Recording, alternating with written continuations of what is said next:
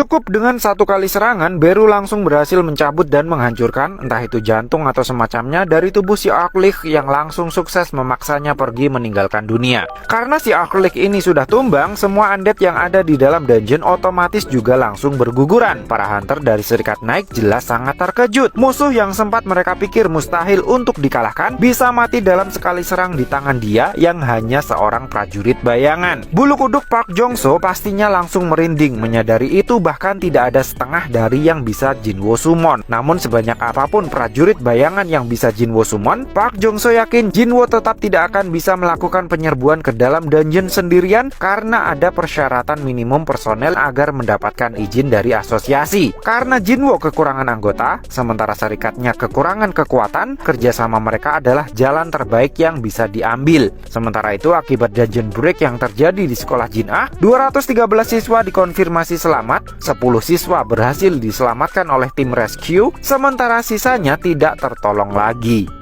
Menurut informasi yang Pak Go sampaikan selama berada di dalam mobil bersama Jinwo, jumlah gate yang muncul di Seoul meningkat drastis selama 6 bulan terakhir. Tidak hanya itu, jumlah orang yang mengalami awakening juga mengalami peningkatan seiring dengan meningkatnya jumlah gate yang muncul di seluruh dunia. Seolah-olah kedua belah pihak saling menyeimbangkan satu sama lain. Pak Go kemudian memberitahu Jinwo kalau pihak Jepang, Amerika, Cina, Rusia hingga negara-negara Timur Tengah telah mengajukan permohonan resmi untuk berkomunikasi dengannya. Dan Pak Go yakin Jinwo juga pasti sudah bertemu dengan salah satunya melalui jalur yang tidak resmi. Pak Go khawatir Sung Jinwo mungkin akan mengambil langkah yang sama seperti yang dulu dilakukan oleh Hwang Dong-soo. Maka dari itu, saat Jinwo turun di depan rumah sakit tempat Jin Ah dirawat, Pak Go bilang pihak asosiasi bersedia menawarkan apapun untuk mencegahnya pindah ke negeri lain. Jinwo kemudian bilang jika dia diizinkan melakukan penyerbuan sebuah dungeon sendirian, maka dia akan tetap menjadi warga Korea. Meski sempat shock, Pak Go akhirnya sadar sejak awal memang itulah tujuan Jinwo mendirikan sebuah serikat. Hunter yang ingin direkrut oleh Jinho ternyata adalah aktris cantik brand ambassador dari serikat Yojin sekaligus sepupunya Jinho. Begitu ditawari untuk join, si aktris tentu saja langsung skeptis. Namun begitu tahu kalau partnernya Jinho adalah Hunter Sung Jinwo, si aktris tentu saja langsung tertarik. Makanya tidak perlu berlama-lama, sepupunya Jinho yang ternyata bernama Yo So Hyun itu langsung capcus ke kantornya Jinho. So Hyun sendiri ternyata pemegang lisensi Hunter rank A dan dia sama sekali tidak keberatan untuk bergabung dengan serikat Ah Jin. Sebagai buktinya, dia langsung mengajak Jinwo selfie untuk diupload di media sosialnya. Di tempat lain, perdebatan alot terjadi dalam rapat para pejabat asosiasi Hunter terkait permintaan Jinwo agar diizinkan menyerbu dungeon sendirian. Meski awalnya mayoritas menolak, tetapi setelah Pak Go bilang kalau seluruh dunia menginginkan Jinwo, pada akhirnya mereka tidak rela juga kalau Hunter terkuatnya itu sampai ditikung oleh negara lain seperti Hwang Dong-soo dulu. Di tempat lainnya lagi, Hunter Cha langsung kaget dan gergetan begitu melihat postingan So Hyun di Instagramnya.